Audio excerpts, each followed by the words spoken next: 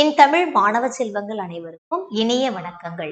இன்னைக்கு நாம என்ன பார்க்க போறோம் அப்படின்னு கேட்டீங்கன்னா, இளமை பெயர்கள் பார்க்க போறோம். அதாவது பாத்தீங்கன்னா, காய் வகைகள், அந்த பயிர்களுக்கான இளமை பெயர்கள் என்னென்ன அப்படிங்கறத பார்க்க போறோம். சில முக்கியமான வார்த்தைகள் மட்டும் கவனிக்கலாமா?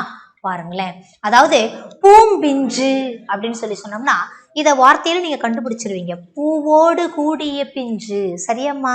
அடுத்தது பாருங்க, பிஞ்சு. அப்ப பிஞ்சுன்னா என்னப்பா அப்படின்னா இளம் காய். இளம் காய். சரியாம்மா? அடுத்தது பாருங்க, கவ்வை. கவ்வை அப்படின்னா எள். எள் இருக்கு இல்லையா, பயிறு.